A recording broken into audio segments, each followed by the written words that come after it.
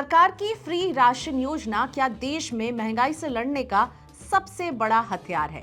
क्या जो सरकार फ्री में राशन देती है उसे भी महंगाई यानी इन्फ्लेशन की काउंटिंग में गिनना चाहिए? अगर आंकड़ों की बात करें तो पिछले साल सितंबर में देश में महंगाई दर लगभग 5.5% के करीब रही थी और इस साल सितंबर का डेटा बता रहा है कि ये लगभग 1.5% का है। आखिर इसके पीछे क्या फ्री राशन, फ्री बिजली, डीबीटी जैसी सरकारी योजनाओं का बहुत बड़ा योगदान रहा है क्या? तो इस वीडियो में हम इसी सवाल की तह तक जाने की कोशिश करने वाले हैं।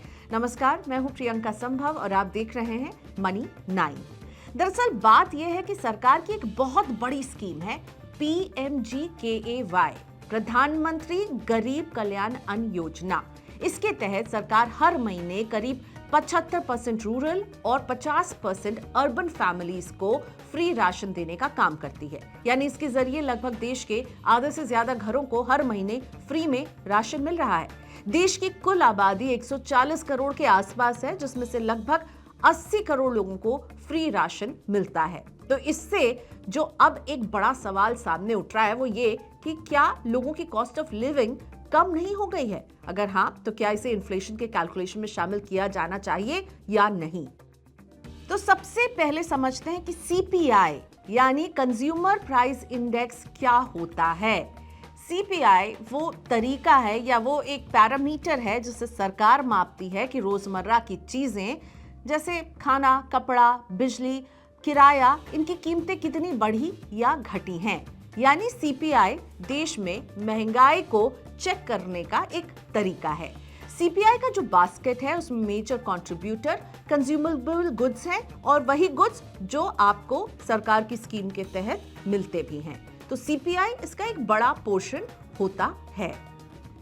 इसके अलावा CPI में सिर्फ वही चीजें गिनी जाती है जिन पर लोग पैसा खर्च करते हैं। अगर कोई चीज आपको फ्री में मिल रही है तो उसका खर्च CPI में 0 माना जाता है और CPI के हिसाब से उसका वेटेज भी 0 पर ही रहता है। और यहीं से कहानी इंटरेस्टिंग हो जाती है।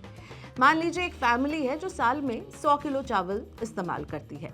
मार्केट में चावल का रेट 1 रुपए पर किलो है, तो कुल खर्च हुआ 100 रुपए।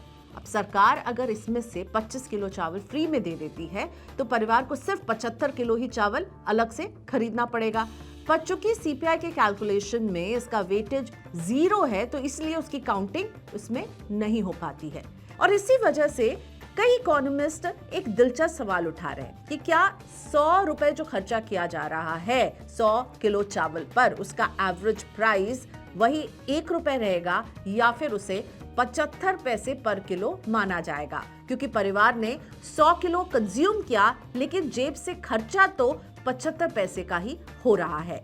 इसी में अगर हम कहें कि सरकार जो है वो फ्री चावल की क्वांटिटी को बढ़ा देती है, यानी हमारे एग्जाम्पल में पहले हमने बोला कि 25 किलो फ्री चावल, अब अगर सरकार कहती है कि वो 30 किलो फ्री चावल देगी तो पहले वाले तरीके से कीमत में कोई फर्क नहीं पड़ेगा। रेट अब भी 1 रुपए पर केजी हमने माना है, लेकिन अब जब 30 किलो चावल मिल रहा है तो परिवार का खर्चा जो है वो 70 पैसे हो जाएगा। यानी डेटा में डिफ्लेशन दिखेगा और महंगाई कम लगेगी। अब बड़ा सवाल उठता है कि हम CPI को आखिर मापना कैसे चाहते हैं। अगर आप थोड़ा और बड़े पैमाने पर सोचें तो अगर फ्री चावल कॉस्ट ऑफ लिविंग को घटा सकता है तो क्या फ्री दवाइयाँ, free health care, free education को भी CPI में कंसिडर नहीं करना चाहिए? अगर हम एक चावल को जोड़ रहे हैं तो बाकी चीजें भी तो कहीं ना कहीं महंगाई को कम तो कर ही रही होंगी। इसी तर्ज पर अगर दुनिया की बात करें तो बाकी देशों में भी यही कंफ्यूजन है। फेसबुक, गूगल, वेदर ऐप सब फ्री हैं, लोग उनको रोज यूज भी कर रहे हैं, लेकिन क्योंकि उनकी कोई कीमत नहीं है इसलिए वो GDP या CPI में काउंट ही नहीं होते। MIT के रिसर्चर की माने तो अगर इन खर्चों को हम काउंट करने लगे तो सिर्फ फेसबुक से ही अमेरिका की GDP में 0.5% की ग्रोथ आ जाएगी। इससे ही उस रिसर्च में GDP B कहा गया है। पर क्या हमें ऐसी स्कीम को अपने CPI के कैलकुलेशन में जोड़ना चाहिए? तो बात यह है कि अब तक तो किसी भी बड़े देश में फ्री हेल्थ केयर या एजुकेशन जैसी चीजों को CPI में जोड़ा नहीं गया है, क्योंकि इससे महंगाई का असली पिक्चर कहीं ना कहीं बिगड़ सकता है। तो अब भारत के सामने 2 रास्ते हैं। पहला, CPI को वैसे ही रहने दें जैसा चल रहा है, जैसा कि एक टेक्निकल और इंटरनेशनली कंपैरेबल मेजर है जो सिर्फ प्राइस इन्फ्लेशन को दिखाता है। दूसरा, CPI को कॉस्ट ऑफ लिविंग इंडेक्स में बदल दो, जिसमें गवर्नमेंट बेनिफिट्स, फ्री आइटम्स और सब्सिडीज सबको शामिल किया जाए ताकि लोगों की असली जिंदगी की कीमत समझ में आ सके।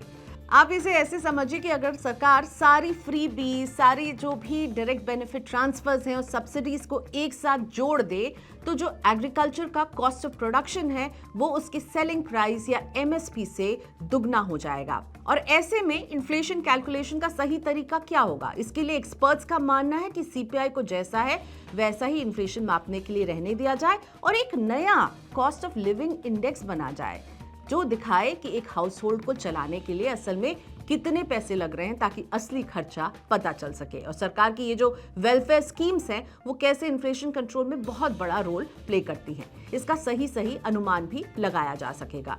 ऐसे में जब 8वें पे कमीशन को लेकर कवायद तेज हो गई है, उसको लेकर जो एक डिबेट चल रही है वो ये भी है कि सीपीआई यानी कंज्यूमर प्राइस इंडेक्स, जिसके ऊपर ये पूरा पे कमीशन बेस्ड है, उसके कैलकुलेशन के तरीके को बदलना चाहिए। इसके बास्केट में कोई बड़ा चेंज हो सकता है और क्या सरकार को इन फैक्टर्स को भी कंसिडर करना चाहिए। आप क्या राय रखते हैं इस मुद्दे पर? कमेंट बॉक्स में हमें जरूर लिखाइएगा और इस तरह की खबरों के लिए देखते रहिए मनी 9।